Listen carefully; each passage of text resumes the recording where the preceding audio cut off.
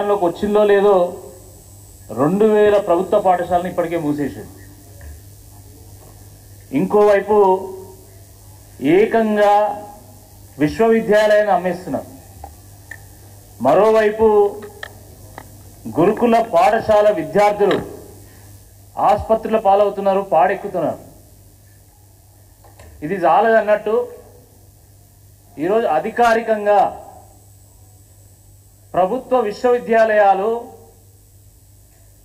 కాలేజీలకు fee reimbursement చెల్లించడం లేదు కాబట్టి మేము డిగ్రీ కాలేజు పరీక్షలను వాయిదా వేస్తున్నామని చెప్పి సర్క్యులర్లు జారీ చేస్తున్నాయి. This notice is officially given by Telangana university.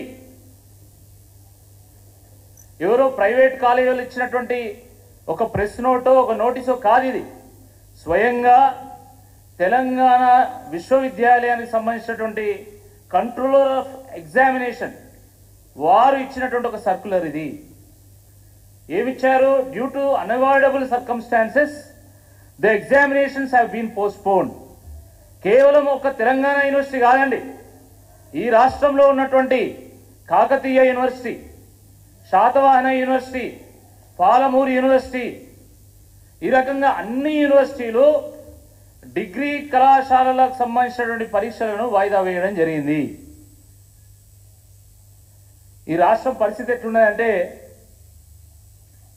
పూజారు లేని గుడిలాగా, పంతులు లేని బడిలాగా, వైద్యులు లేని వైద్యాలయంలాగా అయిపోయింది. విద్యాశాఖ ఉంటుంది కానీ మంత్రి ఉండడు. విద్యాశాఖ మంత్రి ఏడి అంటే స్వయంగా రాష్ట్ర ముఖ్యమంత్రి కదా విద్యాశాఖ మంత్రి, మళ్ళీ మీరు ఎందుకు ఈ ప్రశ్న వేస్తున్నారని మాట్లాడతాడు.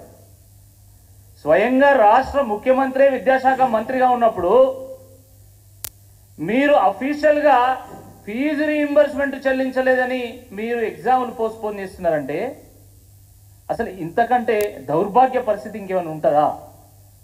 ఇది ఒక రకంగా ఒక బిజినెస్ మ్యాన్ ఐపీ పెట్టినట్టు. ప్రభుత్వమే చేతులెత్తేయడం అంటే బ్యాంక్రప్సీ డిక్లేర్ చేసినట్టు, అంటే మా ప్రభుత్వం దివాలా తీసిందని ఒప్పుకున్నట్టు. ఇంతకంటే ఏముంటుందండి? ఇంకా విద్యా వైద్యం అనేది అవి primary subjects of any government. విద్యాభివృద్ధితోనే సమాజాభివృద్ధి, దేశాభివృద్ధి ముడిపడి ఉంటాయి. కానీ ఎంత దురదృష్టకరమైనటువంటి విషయం అంటే ఈరోజు అకాడమిక్ క్యాలెండర్ కంప్లీట్గా డిస్టర్బ్ అయిపోయింది. జాబ్ క్యాలెండర్ మీరు ఎట్లా ఇయ్యరు, కనీసం అకాడమిక్ క్యాలెండర్నైనా ఫాలో అవుతారా అంటే ఈరోజు అకాడమిక్ క్యాలెండర్ కూడా మీరు ఫాలో కావడం లేదు. విద్యార్థులు ఎంత మనోవేదన గురవుతారో ఒక్కసారి అర్థం చేసుకోండి. ఎంత మానసిక ఒత్తిడికి, ఎంత మానసిక ఆందోళనకు విద్యార్థులు గురవుతారో ఒకసారి అర్థం చేసుకోండి. ఒక్కరో ఇద్దరో కాదు, వేల లక్షల మంది రాసేటువంటి డిగ్రీ పరీక్షను మీరు వాయిదా వేస్తారు. ఎందుకంటే ఈ రాష్ట్రంలో 80% మంది ఈరోజు గ్రాడ్యుయేషన్ పూర్తి చేస్తున్నారు విద్యార్థులు. 10th తోని ఇంటర్తోని ఎవరు ఆపడం లేదు. అత్యధికులు ఈరోజు డిగ్రీ పీజీ కూడా కంప్లీట్ చేస్తున్నారు తెలంగాణలో. మరి అలాంటిది ఈరోజు మీరు డిగ్రీ పరీక్షలు పూర్తి చేయడం వల్ల దాని కాన్సిక్వెన్సెస్, దాని పరిణామాలు ఎట్లుంటాయో ఒక్కసారి ప్రభుత్వం ఆలోచించిందా అని చెప్పి బీఆర్ఎస్ పార్టీ పక్షాన్ని మేము ప్రశ్నిస్తున్నాం. పరీక్ష అంటే కేవలం పరీక్ష కాదండి, ఈ పరీక్షతోని హయ్యర్ స్టడీస్కి విద్యార్థులు అర్హత పొందుతారు, అబ్రాడ్లో ఉన్నటువంటి స్టడీస్కి అర్హత పొందుతారు. ఈ పరీక్ష ద్వారా వివిధ కాంపిటేటివ్ ఎగ్జామ్స్కి అర్హత పొందుతారు.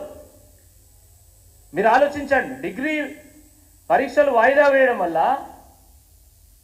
పీజీ సెట్ రాసేటువంటి వాళ్ళు డిగ్రీ పరీక్షలు అదేవిధంగా మళ్ళీ పీజీ కాంపిటేటివ్ ఎగ్జామ్స్ కూడా సేమ్ టైం రాయాల్సి వస్తుంది.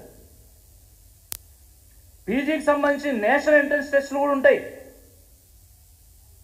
అవి సేమ్ టైం రాయాల్సి వస్తుంది. పీజీ విద్యార్థులు మళ్ళీ పిహెచ్డి ఎంట్రన్స్ రాయాల్సి వస్తుంది. ఈ ఎగ్జామ్స్ ఆ ఎగ్జామ్స్ క్లాష్ అయ్యేటువంటి అవకాశం ఉంటుంది. వాటికి ప్రిపేర్ కావడానికి కావాల్సినటువంటి సమయం కూడా వాళ్ళకి సరిపోదు. మరి ఇలాంటి పరిస్థితుల్లో ప్రభుత్వం ఏం సమాధానం చెప్తుందని చెప్పి ఈ సందర్భంగా మేము ప్రశ్నిస్తూ ఉన్నాం. పాపము 80% మంది విద్యార్థులు గ్రాడ్యుయేషన్ పూర్తి చేస్తున్నారు.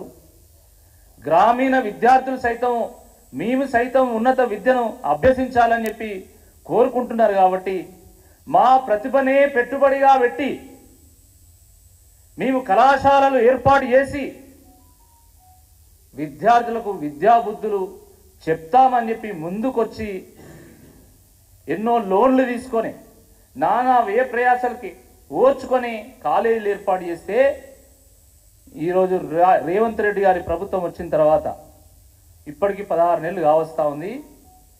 ఒక్క నయా పైసా కూడా ఫీజు రీయింబర్స్మెంట్ చెల్లించలేదు. నయా పైసా కూడా చెల్లించలేదు.